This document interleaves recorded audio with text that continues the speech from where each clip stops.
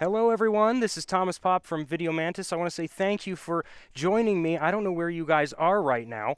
I have a virtual reality headset on. This is an awesome discussion. I'm here with Ben Adams. I think you're here. Is that hi, buddy? Hey, how you I should take these off. Hi, everybody. Welcome How are you back. doing? Yeah, thank you. Yeah, I've been immersed for a while. This is awesome. I've never played with the Oculus before. Yeah, And you're developing the cutting edge stuff that goes on this toy. yeah, some of it, yeah. Oh my gosh, this is so cool. It's a lot of fun. You literally, guys, he just showed me a video where the camera or the person is walking down. You are walking down this road, and there's like a performance, like a marching band or something that's coming down, and as you tilt your head, the sound tracks with you just like it would if you were physically there. It's absolutely amazing.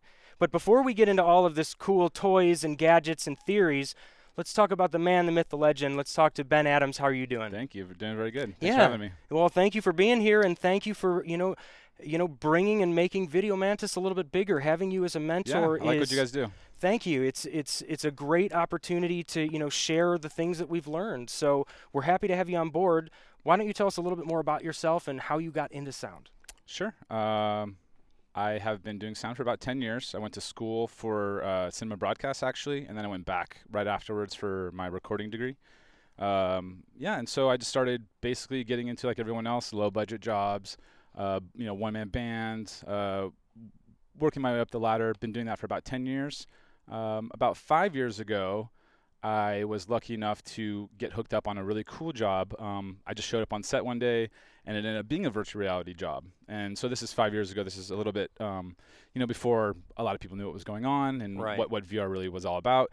I didn't know what VR was about. So I show up on set, and it ends up being Chris Cunningham as the director, who is a famous music video director, Aphex Twins, and Bjork. And so it actually was a Bjork virtual reality installation shoot. Whoa. So I was kind of mind blown. I was like, what's going on here? Did the job. There was all sorts of crazy stuff going. It was a dome experience. Yeah. She was sitting in the middle, and we recorded her, and then we recorded a dummy getting lit on fire and shot with lasers, and then we ended up, recording the room and all sorts of stuff. So I didn't know how does that work in a VR environment? How does it actually work? And the guys explained to me what head tracking audio was and how the video worked, and kind of was blown away. And so I kind of got the bug. And then what I decided to do after that is create a couple of my own videos. So I created, I think, three 360 music videos with the microphone and the camera in the center. Okay. And then the band kind of around it. So it's kind of like in the round. Okay, right. Static position. Right. One camera. So I created a few of those, and I had my buddy Noah Alexander, who's a sound mixer in LA. His band came, and we did a rooftop music video. And he's playing drums, and there's guitars, violins, trumpet, saxophone, all in different areas on this rooftop, right? So cool. I create this really cool video, and it's head tracking. So you turn, and you hear the violins coming from over here, the drums over there, the singer, the guitar, and so forth. And then Noah hits me up like 2 weeks later, and he's like, "Hey, I'm not available for this job. Can you cover me?" And I said, "Sure. What is it?" He's like, "It's actually doing ENG at Coachella." And so I said, "Let me check my calendar." Said, yeah, I'm free. I said, "Hey, man, perfect. I love music. I love doing sound. That's where I'm trying to go with this VR thing anyway." Yeah. So perfect. So I get on the job, and I'm literally just bugging people with my phone, trying to show them my 360 video. Yeah. Didn't actually get into the right people's hands, but my card did. And 2 weeks later, the CEO of this large VR company calls me and says, "Hey, Ben, I need you at my office in like an hour." And so I scramble, get all my stuff together. Oh my God. Yeah. Oh my God. Yeah, sir, I'll be there in a little bit. Exactly. So, preparedness meets opportunity. Yeah. And so I'm prepared with all these videos that I've done, and somebody wants to talk to me about it. And so we hit it off. And that started my foray into spatial audio, into VR productions, and it kind of just built off there, and now I'm doing all sorts of fun stuff. Wow. So now are you working solely for that company, or are you working for multiple companies that do this? Multiple companies. So I have my own company, and Okay. I'm basically a freelance to whoever wants to hire me. And Gotcha. it's a lot of there's not a ton of like what I'm doing right now is a lot of live streaming music events. There's not like a ton of companies that do that. Right. There's a handful. So it's funny that like, I work in those environments, and then a lot of the camera people and stuff, it's all the same sort of people. It's a very small community right now. So yeah, I work with most of the people who are doing live streaming right now, but there's a lot of opportunity in VR beyond live streaming. So. Yeah, I was gonna say, like, it's a very niche community, but it's expanding too. So like, don't be afraid that it's like, oh man, like I'm not gonna be able to get into the clique. No. I'm not gonna, if I'm not Ben's best friend, I'm not gonna be able to get a job. Like well, that's not what we should be friends. Right, well, totally should be friends. Everybody should be friends. But right, like that's the aspect. No, of it, it's still growing. It's on the way up, and VR's had a couple waves of investment and consumer use and stuff. But now there's more headsets being released, higher end quality content is being released, and people are starting to dig it a little bit more. So I think that there's going to be a new wave of VR, and I think it's already happening. It's been happening for the last few months, maybe to the year. Where there's a lot more renewed interest in VR and in AR and MR and the whole immersive community about what we're doing, and so it's on the way up again, I think. Absolutely.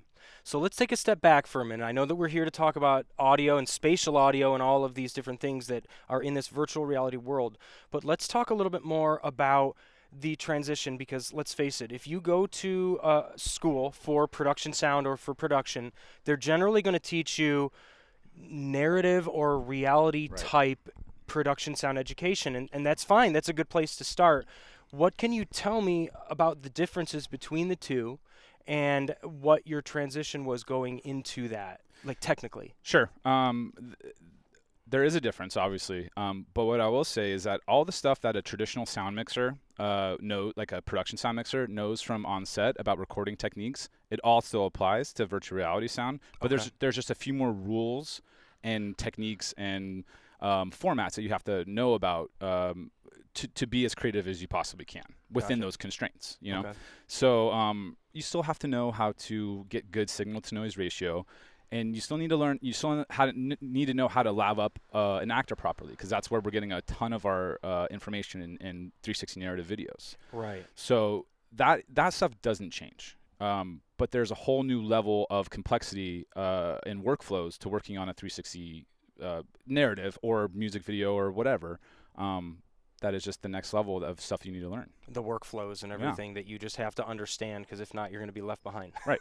And it's different, but it's learnable. It's not. I don't want people to be worried that it's so overly complicated that they can't get it. It's not like that. It's probably a little bit even more simple than you probably think. Than most jobs. Like, it's not exactly like in narrative. Like, okay, depending on what is here, this is how we have to get the shot. Right. Where in the virtual reality world, it's a little bit more of like you're included with the camera. Right. So it's just it's here. Well, I mean, let's think about the main difference between traditional and 360 is the camera view.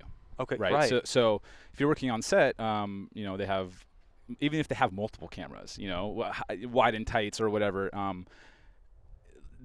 The whole thing is exposed in a 360 video. Right. It's all wide. It's all fair game. So we'll just call it right now. There's no booming. Yeah. There's none of that in 360 audio.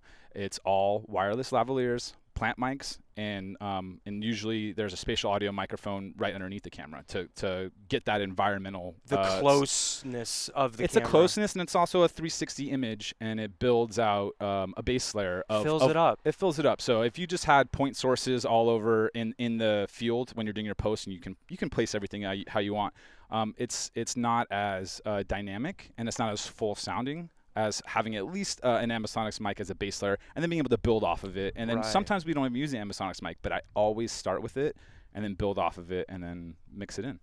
You know what? We need to take a back step for a second. Oh, scheduled time has passed.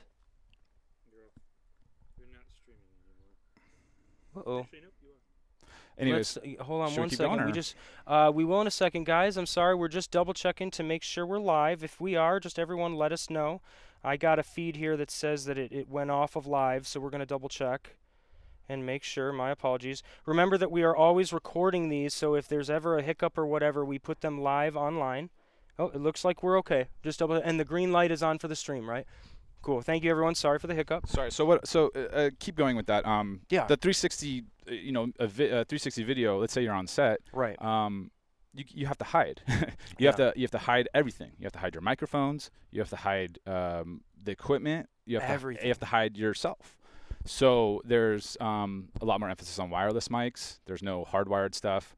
And you just have to kind of be very aware of the scene. You can't be hiding behind a camera anymore. Yeah, you can't. You can't guess. Sorry, there is a little bit of leeway there, whereas in traditional shoots, you take plates and you plate stuff out and you comp stuff out. So like say there's a boom in, hey, let's plate that out. Right. Well, you can do that in 360 cameras. You can do it for a whole section of the video. Oh, nice. So the 360 environments here, you can hide if maybe the whole crew hides in one section and then you plate it out if the environment's it is more static than dynamic.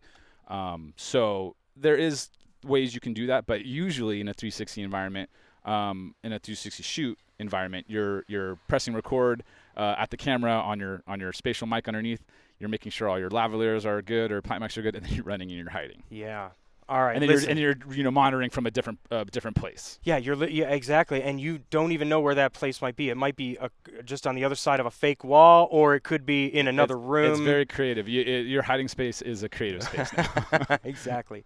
So, all right, I need to take a step back one more time, though, because no, it's okay. Yeah. But what I want to do is I want to make sure that people understand what spatial audio is. Sure. So spatial audio is spherical audio. So basically you're creating a sphere of sound that goes around the camera position.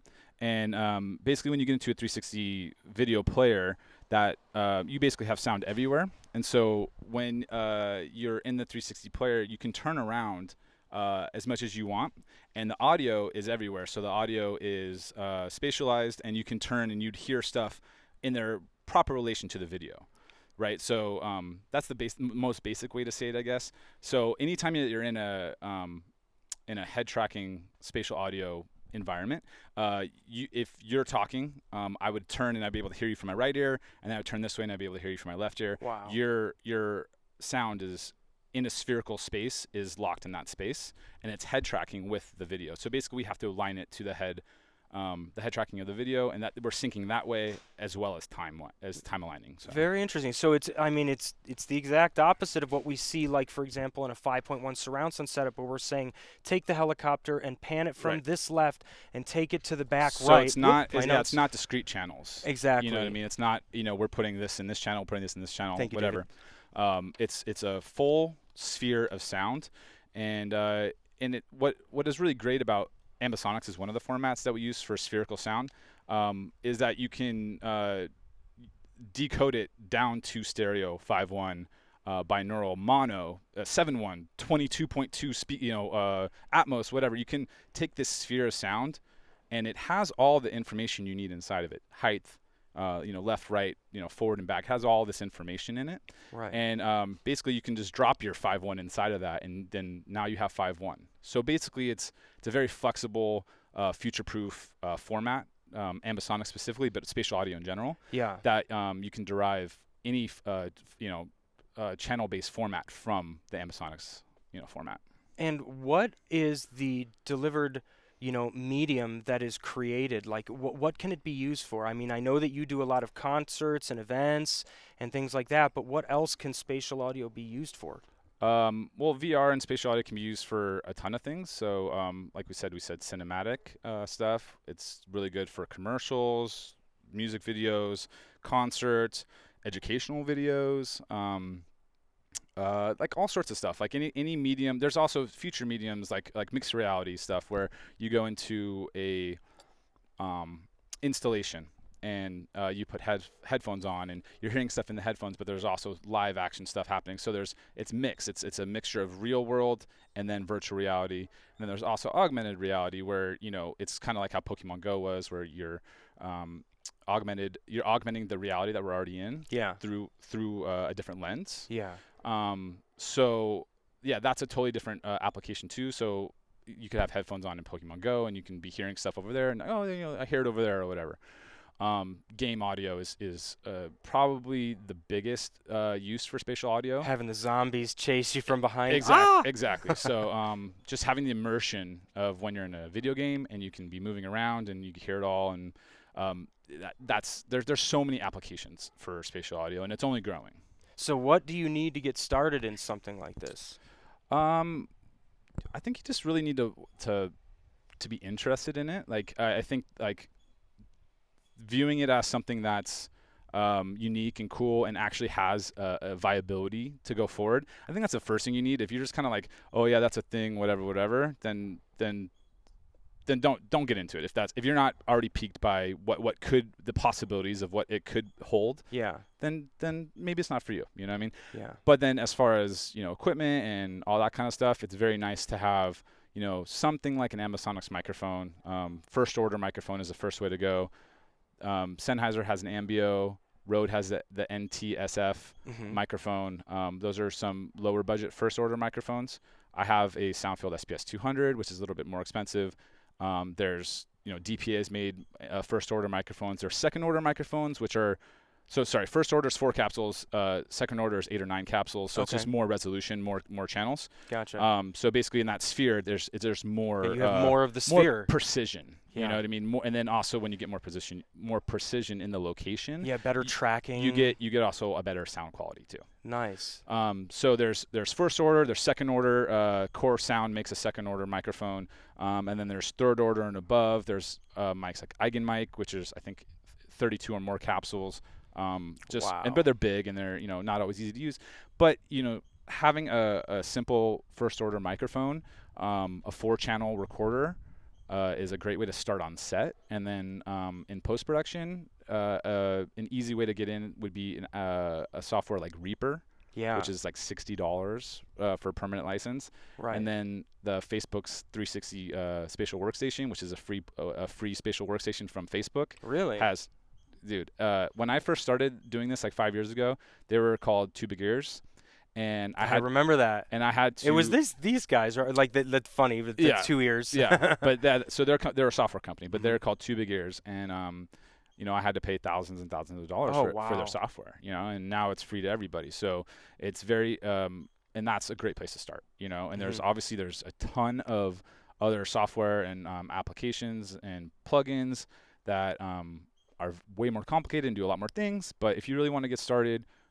Simple microphone, first order, small recorder, Reaper, spatial workstation. Excellent. And in fact, just to further on with this question, Glenn Ferguson is asking, what are you using hardware software to mix ambisonic mics with the lav mics when delivering live? There's a couple of the different recorders you're probably using. Yeah. So in live situations, we're doing. Let me back up a little bit. Yeah, sure. We're not. There's not necessarily a lot of like live. Streaming of lavaliers and stuff like that. It's not really like narrative live streaming. It's more like concerts and special events and stuff like that. We will have mono microphones and stereo microphones and Ambisonics microphones out, and usually I kind of work backwards from the delivery platform that we're sending to. So if we're sending to Oculus or if we're sending to Samsung. Everyone, this is the Oculus right here. That's one of them, yeah. Curious. So if we're sending to Oculus, the platform, or Samsung, the platform, they have different specs for delivery specs. So we have to sort of backtrack from there and figure out what software and what plugins we need to get to those specs. So for instance, Oculus might have a 4.0 Ambix file type delivery format, and Samsung has an 8-channel quad binaural format. So you have to. You ain't playing with waves anymore, gentlemen. Yeah, this is actually quad binaural right here. 4 sets of binaural microphones. But anyways, so that's a whole different conversation. But this is another spatial audio, capture method. But so when we decide what software and hardware we want to use, we have to get with the client, and sometimes we've built proprietary full systems to meet the needs. Wow. So some of the software that I really, really, really like is HarpX, Blue Ripple, SSA plugins, IEM plugins, and I'm a Pro Tools guy, so I use Pro Tools mainly. And then I was just going to bring that up. Like, it's not the days of using Pro Tools is over. You need to have multiple things depending on where the delivery format is going. Right. It's not about the gear. It's not about Pro the Tools gear. Pro Tools is the DAW. Okay. You know, and then there's different plugins and workstations within Pro Tools. So we're Gotcha. still using Pro Tools as our our DAW. Good. But you can also use Reaper, and people use Nuendo and use some other stuff. I prefer Pro Tools because of the stability, and I'm also transferring sessions between a lot of other people. Okay. So it's kind of a standard. That's the standard. It's a standard in that in that regard. Can the other programs like Nuendo, Cubase do these types of things? Yeah, a lot of the programs have different Logic. I'm assuming. It's based on the channel counts. How many channels can you do per track? You know what I mean? So first order is 4, so everyone's been able to do quad tracks. Right. But then second order is 8, and then it quickly gets to 16 and 32 as the orders get higher. So even Pro Tools wasn't able to do 16 channel tracks, Ambisonics tracks up until like maybe a year ago. Right. So people are using Reaper for high channel tracks, and Nuendo has some stuff built in, and Logic is kind of doesn't really support very much stuff. They're more music based anyways. Right. So it's mainly Pro Tools, Reaper, and a little bit of some other ones, but those are like the main ones. And then within those you have different spatial workstations as far as to be able to pan and do all your work. Yeah.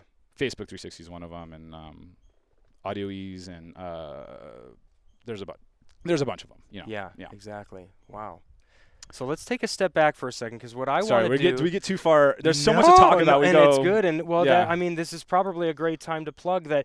There's so much to learn in virtual reality sound that we can't do it on one podcast. So what we have is Video Mantis has teamed up with Ben Adams to put on a special event, which is happening this month, September 21st and 22nd, 2019, in Pasadena. What is the name of the place again? Yeah, it's at Spacewalk Sound in Pasadena. And Talk about it. And they're connected with Sunny Boy Entertainment. So I've done a few projects with them. Most notably, we did the It promo. It was a VR 360 promo. Ooh. It was really, really cool. Spatial sound everywhere. I think it was like a 2 or 3 minute promo. Everyone can watch that on YouTube. I think it's got like 6 or 7 million views. If somebody can find that and put it in the comments for everybody, that would be amazing. I'd love to see that. So It 360 was great. I did that with them. I did a couple other projects on set with them. Just really good guys. They have a really nice space in Pasadena. It has an open area that we can have a classroom area. We're going to do some demo stations. That's one of the things I don't think a lot of people understand, is that we can't just shoot this thing at like a warehouse. We can't call Costco and say, can you like move aisle 4 over for us? We need to have a special workplace. Like we need a shop like them. Yeah. So what they have a full 5.1 room. They're set up for spatial sound. So we'll be able to get in there and really like play around and really be able to learn how this is happening and like why it's happening more than anything. And then the creative choices we took, and I think that's the main thing that we want to teach in the workshops is the creative choices we did, and then hands-on activities so people can actually hold Ambisonics microphones and binaural microphones, test them, A/B them right against each other, see some of these videos that I showed you about how you're turning and how it's working, and then I can explain to you like how we accomplish that, not only on set but in post. There's a lot of practical information here, and there's going to be technical information, obviously, but that's not the goal. The goal is to give you practical, hands-on, real-world use case scenarios. Yeah. And kind of give you like some guidelines, like do this, don't do this. This is different. Why do we do this? Whatever. So and then there's also going to be a lot of speakers in the class too. That that's a once in a lifetime opportunity for some of these people, to be honest. Yeah. There's I don't want to hype it up too much. We're going to release who the speakers are. No, hype it up, man. But some of these speakers are world class. Yeah. Like these are my mentors. Right. You know what I mean? And so I look up to these people, and I can't believe that some of these people said yes to be here. So being in class is like the only way that you're going to be able to like, hey, excuse me, how does that happen? You know what I mean? Like raise your hand. Like you can't raise your hand later on, but you can still get the information later on. But if you have a specific question or just really into this, you got to come to the workshop. Absolutely. It's going to be only 20 people in the workshop, so it's going to be very personalized, hands-on. Right. Like I said, a lot of guest speakers, a lot of hands-on activities, a lot of participation. demos, participations. Yep.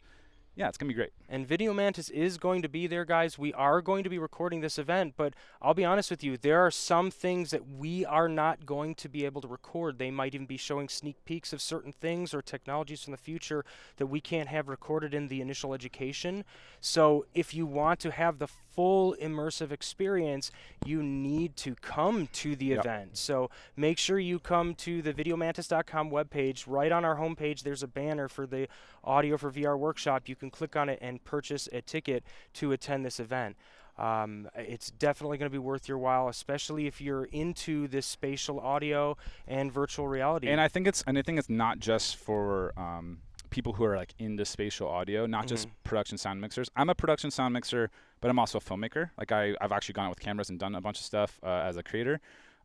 So I think this is definitely based towards production sound mixers because that's part of my world. That's where I come from. Yeah. But there is a lot to be had for post-production people who are just sound designers and who want to learn about mixing in spatial audio. For sure. There's also a whole heap of information for creators, people who are one-man band type situations that go out with their own cameras and microphones and they're creating their own content, and they need kind of some guidelines to even just make a finished product. Even if it's not for a huge brand, it might be more indie or whatever, but this is where it's going. There's, people need to learn these skills. It's definitely going to get rid of that learning curve and get it to the point where you can be creative with it instead of fumbling around on set wondering what the heck you're doing. Right.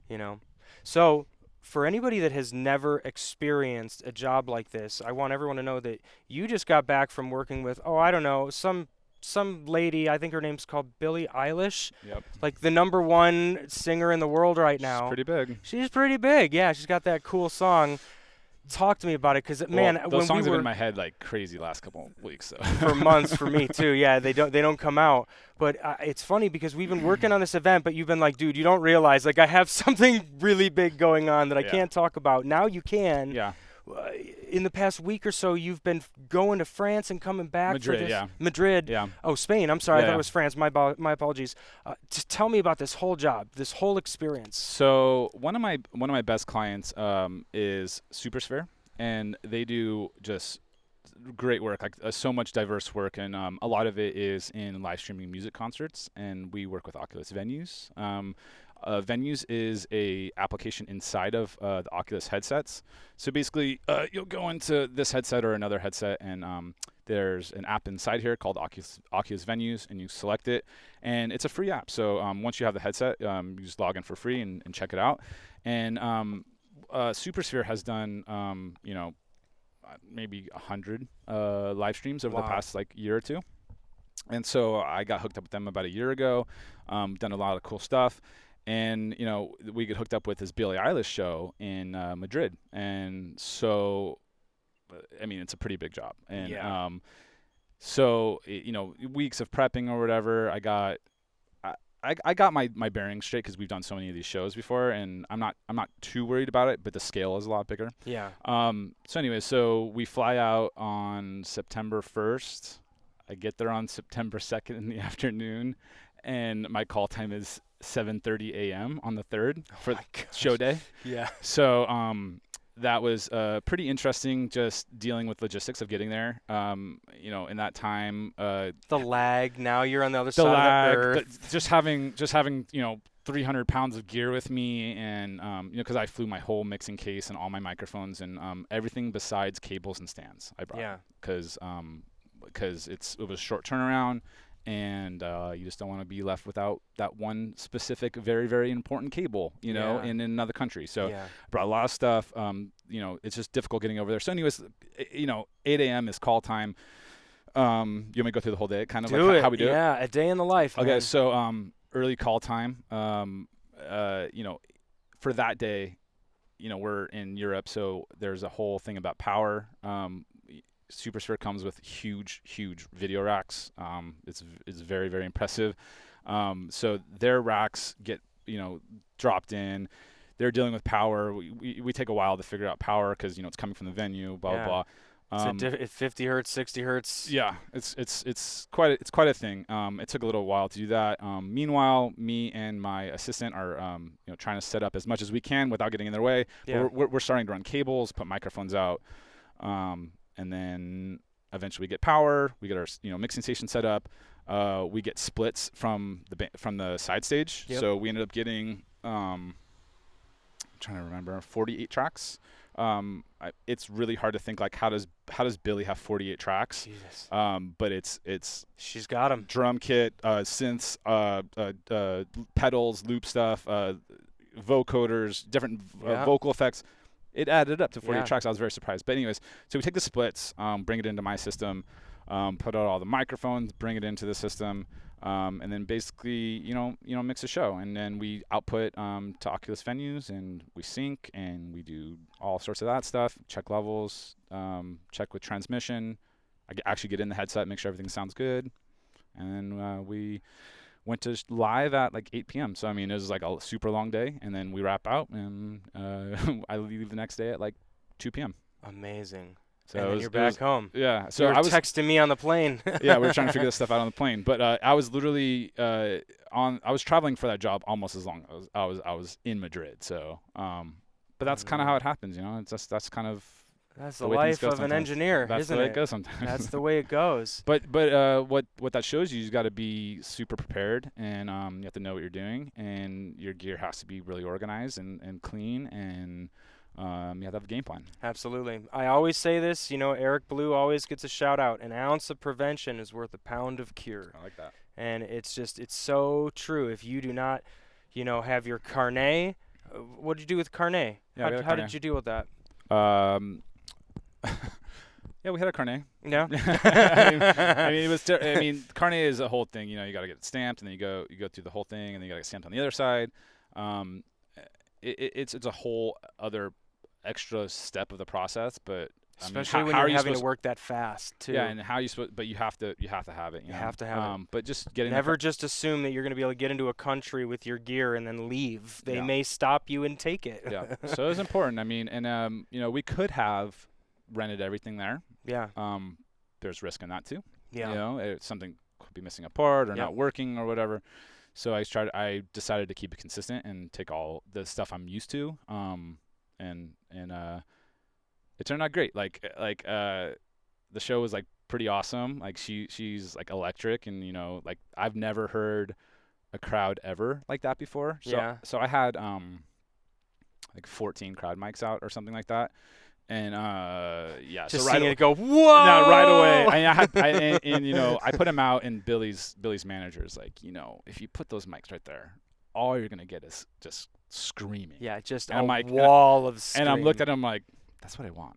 You know what I mean? So, anyway, so in concert environments like that, I'm hoping to get as much crowd reaction as I can. Yeah. So I'm mixing the music. Immerse them. Yeah, exactly. So like in concert audio, I push the audience way more than I would in like a traditional just standard mix, because you want that immersion. It's like a little bit more full, and like you want to be able to turn and just feel like you're standing right there, and like if you see someone clap right there, you want to like hear them clap. You know what I mean? Like exactly. in sync. So all that stuff's like really important, And so the manager's like, "Oh, it's gonna be screaming right here," and I'm just like, "Dude, this is exactly what I want." Yeah. So. Yeah. If somebody was standing right there, that's what it would be like. And it was in like the whole show. I've never heard a concert like that where every single person in the like 20,000 people were singing every single word. Like she could just do this the whole time. Yeah. Yeah. And so a lot of that is for us to create a great virtual reality experience. We're really pushing the crowd. Exactly. All right. So I want to take a hypothetical question for you. Mm-hmm. If you had to bring an assistant that was brand new that you've never worked with before, what would make or break that assistant for you? Where you would just be like, "Oh my God, I need to just stand over here because I'm having to teach you more than help you." What would you say about the temperament of the type of person that needs to work with you or work on this type of project? I think the number one thing for a new person getting into this is just being open to what the possibilities are and being creative, So if you're a sound mixer and you're kind of stuck in your ways and you come in and you want to, train with me or whatever, be open to learning some new things and not doing things the way you think, because it's new, it's different. let me just give a quick example. So, Sure. So there's a video that I just did, and the talent is wired up, maybe like 10 feet from the camera, and then the 360 camera operator is holding the camera, and you can see it in the shot. The sound guy is standing behind the camera operator, Right. which is fine. Generally where they have to be. Yeah, right? he has to hide, so it's fine. Yeah. He's hiding right there. So he's getting the wireless signal, and wireless sounds great. But I see he has a boom, and he's pointing the boom, 10 or 15 feet away at our talent, Mm-hmm. And I'm listening to that track. I'm like, this track is super distant. It's not adding anything Exactly. to our spatial mix. But I looked right behind them where they were, and there's a whole group of people playing basketball, right? So there's a whole group of people playing basketball, and the camera's going this way. And we had to design that whole basketball scene because you see it. Yeah. It's part of the scene. Exactly. It's part of the 360 environment. Yeah, the You see it. location becomes part of your scene. Right. So as far as this sound mixer, what he should have done is point the microphone at the basketball players. So what you're doing on set, you're wired because the guy's wired. the guy's right? wired. You don't need Exactly. that. You don't need that distant sound. As on a traditional set, you would lav and boom as a backup. Yeah. But you can't get the boom close enough to actually be a backup. Yeah. It just So- be this weird so thing coming over the top. So the example that I'm trying to get to is to use to be creative on set, to be open and be creative and just realize, like, be a sound designer on set. You know what I mean? Like, think about it. Like okay, in the final product, we're gonna see everything. Yeah. We don't have to be isolating the sound as much. We want to isolate that lav. That lav, we need to be isolated. Absolutely. But let's put plant mics out. Let's design the scene. Let's give our post sound friends as much information as they possibly can. give them some depth to the world. Right. And then also another huge thing that is not quite as used in traditional as it is in VR is wild tracks. Right. So Gotcha. there's a lot of times that you can't get a Ambisonics microphone in, or you can't get those people playing basketball or whatever. Take time and redesign the scene, right after the scene, and get those elements right away. Nice. Your post sound friends will just love you. Nice, yeah. Go over and say, hey guys, give me a second. I'm going to get some wild track of them just playing basketball Right. for a second. Hey guys, really ham it up. Yeah, Boom. exactly. Yep. And awesome. so there's a lot of that as far as when someone comes into sound and they're trying to learn some new stuff. Just be open. Just think about it as a whole new creative medium that, like, wow, I can design this on do set. anything. I'm not just capturing on set anymore. Yeah. I'm designing. I'm literally a sound designer on set. Fun. You can Fun. do Foley stuff on set. You can do whatever you want. And in the location is always better than in a studio. And then the person has to redesign it, re-EQ it, put reverb on it, do all this stuff. If you're in the spot, it's always going to sound better. Yeah. And then we can still redesign it and add stuff and maybe not use it or whatever, but we have it and we have Exactly. options. Yeah, options. You don't want to have to recreate it later. You want to delete it if you don't need it. Yeah. Type of deal. Yeah. We have a listener question. Somebody's asking, Jordan Mann says, sounds great. Would love to get an outline of what's going to be covered in that 21st and 22nd spatial audio workshop. Sure. So the first day, I really want to make it a flowing event. Yeah. Like, I don't want to be teaching advanced techniques the first 5 minutes in the class. No way. So what we're going to do is start the first day with some basic overview of what spatial audio is, a little bit of what we talked about right now, some of the theory, some of the history behind it. And you're teaching this one. Yes. Okay. So for the whole workshop, I'm going to be the moderator. Great. More or less. I'll be involved. Even when there's guest speakers, I might have a lead a dynamic conversation with them or something like that. Great. So the first part of the class on the 21st will be history, theory, some of the technical basics of ambisonics. Everyone needs that baseline. You know what I mean? Everyone needs to know kind of how to record on set. Even if you're a sound designer in post, you need to know, like, maybe what they were trying to do on set, so that you can incorporate it in later, right? Right.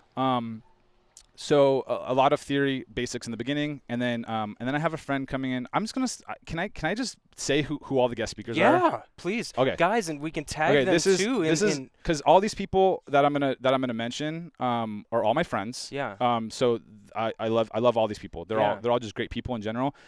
These are the top people in the game. Yeah. So you can research all these people. These are literally the top people in the whole And game. these are the people that are teaching the These class. are the people who are coming to teach and that are the guest speakers. So everyone is in for, like, seriously a treat. So so after the basics that I'm teaching, whatever, I'm just me.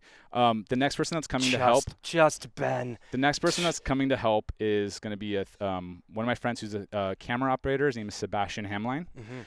Sebastian is probably the busiest person in all of VR. This is not a joke. Wow. If you're friends with him on Facebook or just know him, this guy is traveling all around the world constantly. Like this guy makes the travel I do look like nothing. Wow. Sebastian is probably one of the best camera operators, VR camera operators in the world. So he's coming. He's going to bring his camera, and we're going to talk about, just for like an hour or so, we're going to talk about some workflow situations, working with a 360 camera. Working with the camera, right. the joint venture together. Right. I mean, I've done at least 20 shoots with Sebastian, and we're so close together, and we're working, and I'm moving the microphones, and there's static shots, there's moving shots, there's all sorts of stuff, so you have to be creative in how you work with the camera department. So that's what that part's all about, working in a 360 environment workflow on set. So what we're going to do also with Sebastian is we're going to do a test recording. We're going to roll camera. We're going to roll some audio too. We're going to do a mock scene. We're going to do a quick scene. Awesome. So what we're going to do in the scene is we'll figure out something on the day. It's going to be simple though. We're going to do a wave. We'll do whatever. We'll have a couple people up. They'll have a quick conversation. We'll put a Ambisonics mic in the center. We'll roll. We'll cut, and we'll show that whole scene basically. Absolutely. Later on in the day, we will have. So another guest speaker that we're going to have right after that is Here 360, Matt Marin and Greg Mortensen from Here 360. These guys are just unbelievable. They created their own microphone, which is a quad binaural microphone. It has 4 sets of binaural pairs to create 8 capsules, similar to this, different design. And so they have a microphone. They have a whole plug-in system to use that microphone, and so they basically have a whole workflow. It's amazing. Wow. So they're gonna come in, and it's a spatial audio workflow, but it's based on quad binaural instead of Ambisonics. Okay. So it's a little bit different workflow, but it's very, very. It sounds amazing. What could you say are the differences, if you could paraphrase it? I really don't want to talk too much about it because there's a lot of differences. Gotcha. It might just open up a can of worms. Yeah, it's a little bit. It's better to do that in the course. Sure. Okay. Exactly. For sure. There's definitely a lot of differences though. Gotcha. Okay. But they have their own workflow. It sounds amazing. It implements very well with traditional workflows, and I've done a lot of live work with them too. But so Matt and Greg are going to come in from Here 360, and they're gonna demo their whole suite of from all the way from their microphone all the way to their post production and delivery. Wow. So these guys are they're definitely the authority on binaural audio and also HRTFs. So HRTFs are head related transfer functions, and that's basically how we hear. It's the distance between our ears, it's the intensity difference between our ears, the phase differences. HRTFs also have to do with the forehead and the shoulders and the shape of our head and everything. Yeah, how everything absorbs and whatnot. Exactly. So there's a lot of information for them to cover, and these guys are top of the line. They've created more HRTFs than anybody I've ever even heard about. And so is that on the second day, or is this still on the first day? This is before lunch on the first day. Are you kidding me? Yeah. So and then I think we're gonna have a lunch, and I'll cater a nice lunch for all of us, and then so after lunch we're gonna come back, and I'm gonna set up these demo stations. So we're gonna have 3 or 4 different demo stations. One's gonna be, let's call it the Ambisonics Station. So I'll have a bunch of different Ambisonics mics set up. I can go over them. It's a SPS 200 sound field. We'll have and you have a couple of them here, right? Yeah. Do you have them? That one right there is a sound field. We can grab that one. Why don't I grab it really quickly? I'll keep talking about what microphones we have. So the SPS 200 from Soundfield, the ST450 from Soundfield, Sennheiser Ambio, Core Sound, Octamic, and then the Zoom H3 VR. So we have like 5 different Ambisonics mics, and we'll have one station where you can demo all 5 of those and A/B them and see what you like. I'll put this if you want to put it over there. Here's one of them. This is the Soundfield SPS 200. This is my favorite microphone, and it sounds so nice. So if somebody has never seen a microphone like this, obviously I know we're talking about VR, but whoa, what's going on? So it's a 4-channel first order microphone, and so if you look at it, it's got capsules pointing in all different directions, and it's actually the shape of a tetrahedron. And so basically what it's doing is it's not recording discrete channels, it's recording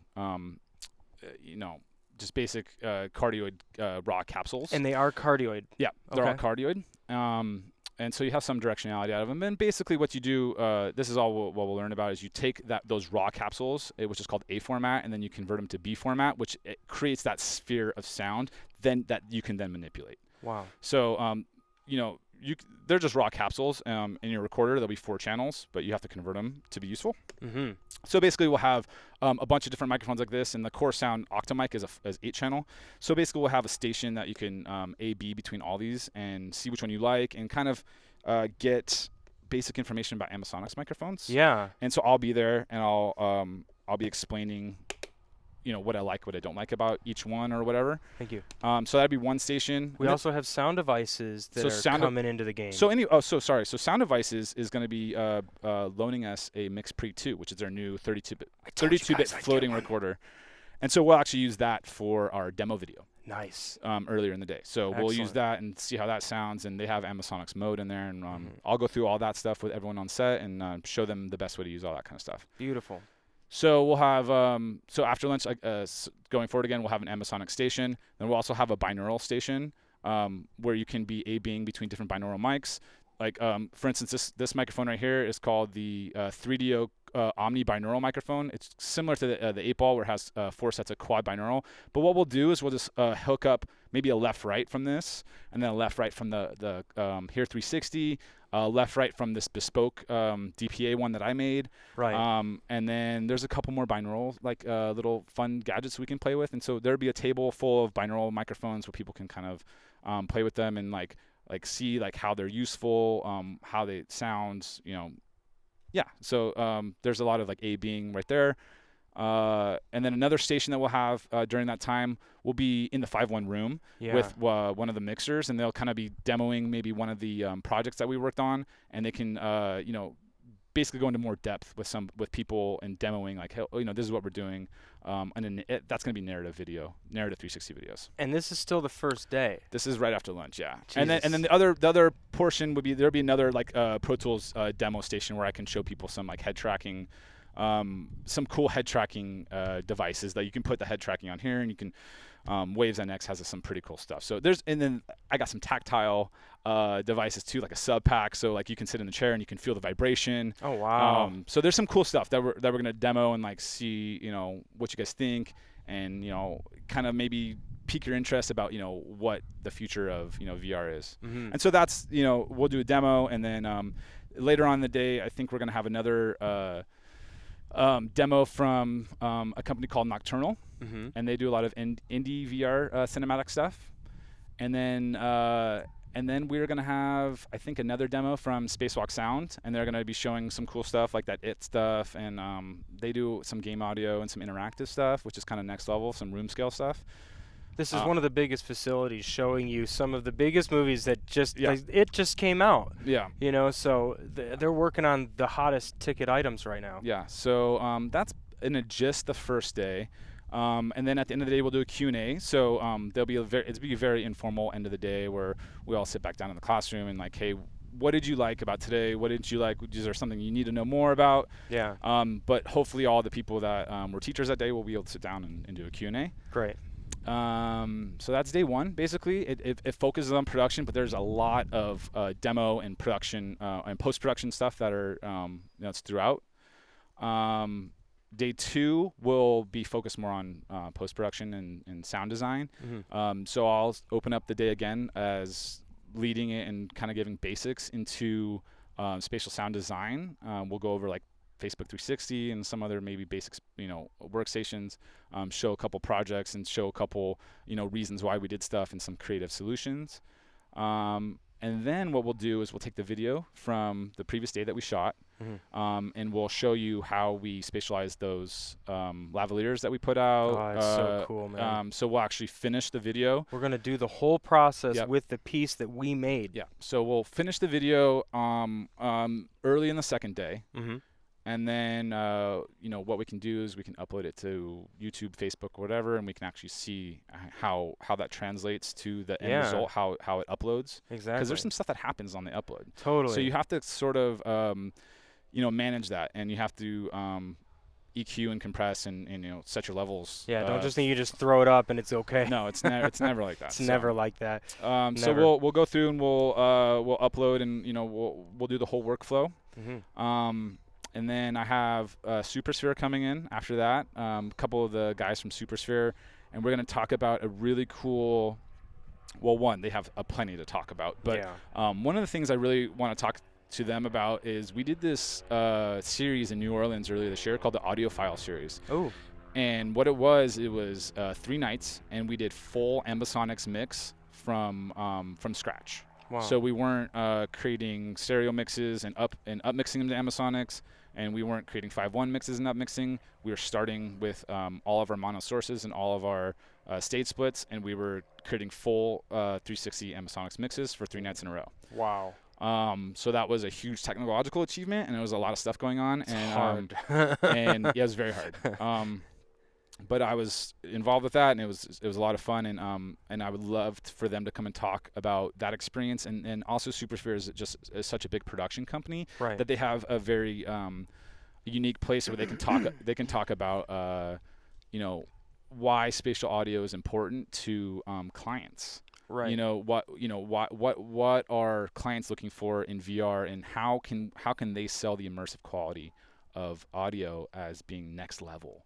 As being something that's, not a gimmick, but like a real sustainable, real part of the craft. Yeah, if you do it right, it immerses you. If not, that's cool. Yeah. Flip to the next video. So that was a kind of a landmark series that we did, and they're going to talk about that, and maybe we'll do a quick live stream if we can maybe, have time for that, where we can get on Facebook and do a quick upload to Facebook, and cool.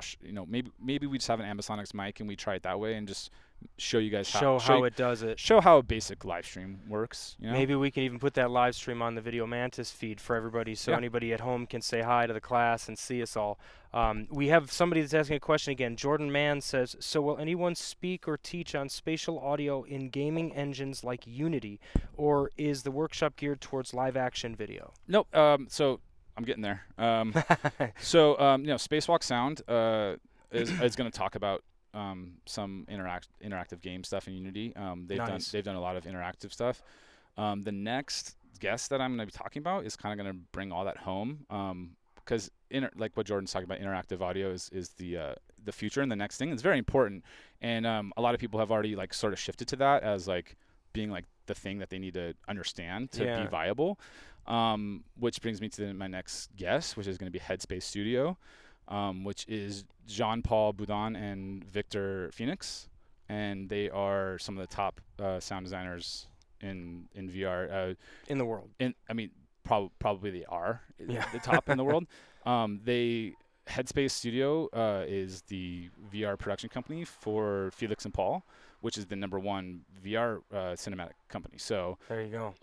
Headspace has done more stuff in the VR realm than anybody, and now they're really transitioning towards immersive room scale stuff. So let me back up and explain what room scale is. So right now, basically 360 video is you're basically static. You're in a gyroscope point, in a single point. So even though it's Ambisonics, you can move around and you hear all the stuff around you. Room scale, which is built in game engines like Unity, you can turn, but you can also move. Wow. So I started walking with the Oculus earlier, and Ben grabbed me. He's like, "Stop! You're gonna fall." Yeah, so you're gonna fall. You're gonna fall because the video won't move with you. Yeah. Because that's not how that video is made, and then the audio won't move with you. Right. So, but in a game engine environment, which is the next step of how stuff is going, you're in a room, and if you're talking over there, I can move closer and further away from you, and it reacts to the distance and the proximity and the reflections and everything else like that.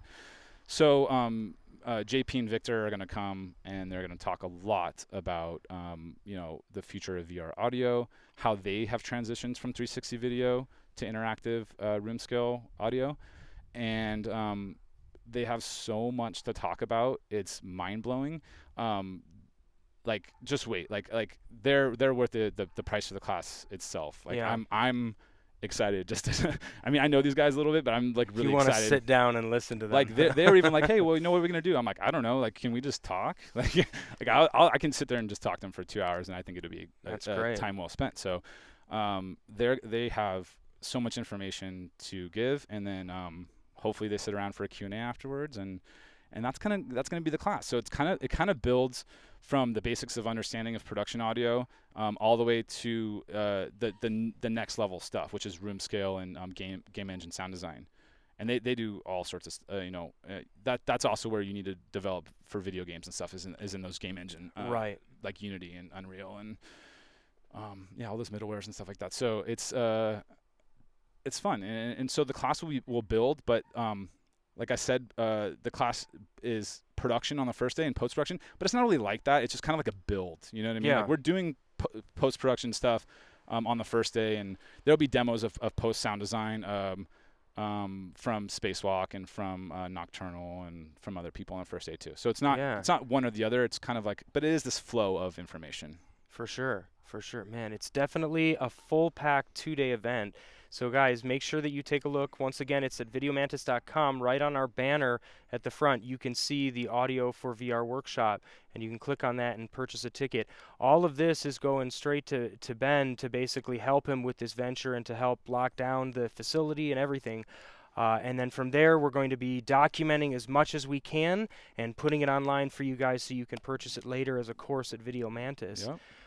So absolutely amazing. What would you want to say to wrap this up? What would you want to say to all the people that are out there listening that are, interested in this course, interested in VR, I think it's so fun. Like when you experience VR sound, spatial audio for the first time, it's definitely I'm not gonna say eye-opening, it's ear-opening. It's like you definitely are like, oh my God, like I've never heard stuff like this before.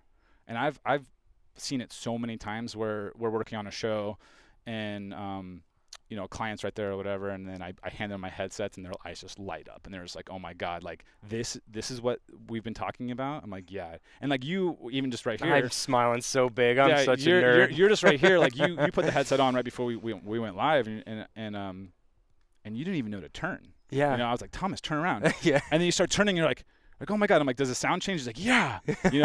So there's it was so fun. There's something to be said about the joy of it and like how cool it is. Like, I don't know. Yeah, it's just cool. It is cool. Like, and it's like just get in on it and like see how cool it is and like see if you're into it and see if you're not, I think. And yeah, I mean, I'm passionate about it. Like I love doing it and I like pushing things forward and seeing what's possible and even getting pushback and like, oh, you can't do that yet. It's like, okay, well, let's develop it. You know what I mean? Yeah, it's exactly. Like we're on that forefront. I like challenges like that, by the way. You can't do that? Cool. Watch me do it then. Yeah. So basically that's what my whole life has been like for the past 5 years in VR. It's like, you can't do that. Well, how do we do it then? Mm-hmm. It's not, something's not built for it. Well, let's figure it out. Then we're going to build it. Let's work around it, Mm-hmm. And I'm not an engineer. I'm not designing software and I'm not making microphones and stuff like that. I'm more of a user and, a production person. So, yeah, but I love pushing like the boundaries in like there's all these tools and I'm like trying to use these tools in different ways or whatever. And then at this point I know some of the people who are making these tools and I'm like, hey, you need to do this and that or whatever to make these things better. And it's working and it's like, and it's the whole industry is like is getting better and better, not because of me, but just because of progression. People who are in it are innovating. And that's what I would say, like if you're trying to get into VR, don't do so with your feet stuck in the mud. Be ready to be creative. Be excited, be ready to strike. Yeah. Yeah.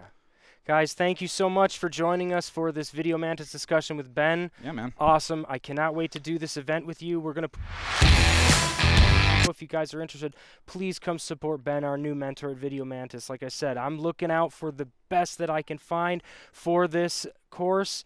And I got Ben, and I got a bunch of bonuses on top of it. So I'm excited to share this with you guys. Please help support Ben, and then we will obviously do our best to record and document this as best as possible so we can add it later so you can see it around the world. Yeah, man. Awesome. We'll see you guys in September, and we'll see you on another Mantis discussion soon. Take care.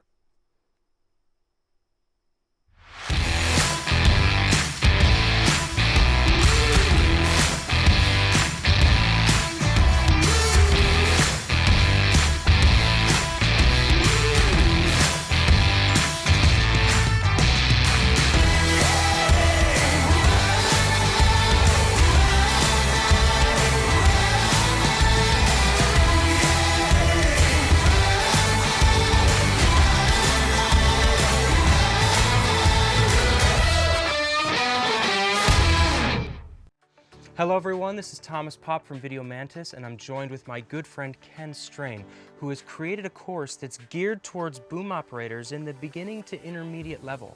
It's called VR Masterclass. Ken, why don't you tell us a little bit more about yourself? Well, I've been booming since 1993, and I started out doing non-union features and then progressed into television. So most of my career has been working in very fast-paced television environments, and then I sprinkled it in with some features every now and then when I can. They're a nice little like break from television. But television is really where you know, learn the hard knocks, and you really have to dial in your skills and understanding because there's no time, and there is multiple cameras, and you're moving very quickly, and everything has to sound good the first time. They don't have a big budget to like replace all the dialogue. So if it's not working on, you know, they will get rid of you. You know, no problem. So it is a very like pressure environment to be working, especially on a big TV show like House or Lost that, you know, has very challenging environments, you know, big counts of cast, and, you know, the expectation is to perform, you know. So these are the places where your skill, your experience, your understanding really comes into play, and you will learn things on these kinds of shows too, you know. And features have their own challenges that are interesting, but, you know, you have more time to deal with them, which is kind of nice, you know. You know, Ken, one of the things that made me start Video Mantis in the past was the fact that there's a lack of sound knowledge out there that really just drives truth into what we do. And those skills are something that aren't taught in a lot of these groups online and places where people are getting their information. Right. And film schools don't really teach it either because no one wants to do sound. Everyone wants to direct. Exactly. So, you know, I'm kind of bringing sort of a niche of the boom operator, which is where the sound starts. We're the guys right on set, men, women, right on set, picking up the sound. This is the place where mistakes are first felt all the way down the chain. So it's good to dial this part of it in and make this part solid and easy to do, you know? So I agree. So what makes a successful boom operator? On one hand, one can say that being a boom operator is about holding a microphone over an actor's head. Right. That is the most basic definition of being a boom operator. But what we really strive to be is sound people who are bringing like more than just a mic over an actor's head, but balancing dialogue and dealing with weird acoustics. And, you know, we work in less than ideal conditions. All the time. That's where our listening and our experience comes into play, because less than ideal conditions, which are basically all the time, make the job the fun and challenge that it is, you know? Exactly. So, you know, I would say a successful boom operator is one who can do the job with relative ease, interfaces well with the crew, is friendly to work with, and handles situations and problems with calmness. You get those elements together and you will have success. People will call you. And you'll know you're successful when you're turning down jobs because you have too many jobs. And you're like, I can't do that job, I can't do that job. And you know, okay, I've achieved some success here, you know? So Ken, why don't you break down this course a little more and tell people what they're going to be getting into? The way I've broken the course down is we start with the equipment. So I cover that for about an hour of just how to set everything up, and that way you have the most success. The importance of the equipment is key to how I work. And then the next part is physically being a boom operator, how to hold the pole, move the pole, adjust for different things. Actors, blocking, all the different situations we find, I show you how to get through it in a very efficient, easy way. And then the next part is how we function on set. And I even throw in a few wiring tricks, my old wiring tricks that I've used for years that I've had a lot of success with. But the primary part of the third part is how to work with the crew and how to get what you need from the crew, from everyone around you, and the actors, everything. Just how to work with everybody. Ken, I've been doing this for 15 years and I still learned things from this course. Who is this course for? This course is basically for anyone who holds a boom pole, and even if they've just started, like doing like student films, new. You can be brand new, but you've tried this. You've held a boom pole and you've decided you're gonna try this, maybe do a short film, all the way to 10 years. So from student film beginning to 10 years experience, that's for you. Because you're gonna learn so much in those first 10 years, and I can bring that learning curve right back down to your first year. Everyone, this course is a game changer. If you're a boom operator, not taking this course versus taking this course is literally going to catapult you into the future. You're going to eliminate years of confusion and troublesome times and sore shoulders when you could just be learning how to boom right. This is Thomas Pop from Video Mantis. I'm here with Ken Strain. We'll see you on the inside.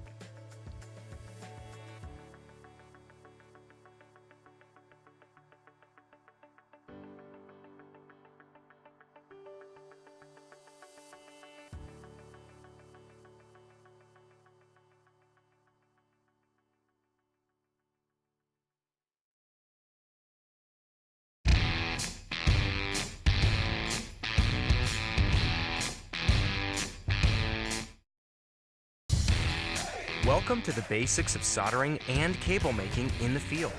This is an absolute necessity for any sound utility on a production, as well as any person who would like to understand just what exactly is going on inside of these cables that we use on a day-to-day basis. This course is designed to teach you everything you need to know to make your very own cables. We will touch on what equipment to purchase, how to stay safe while operating the equipment, how to assess damages in the field, and even demonstrate techniques and examples of how to make your very own cables. We are going to take you deep into the world of cable building and repair and show you what you need to buy, how to maintain your equipment, and how to be safe on set. This is Soldering 101 at Video Mantis. Purchasing this course will unlock all videos and place it in your van line.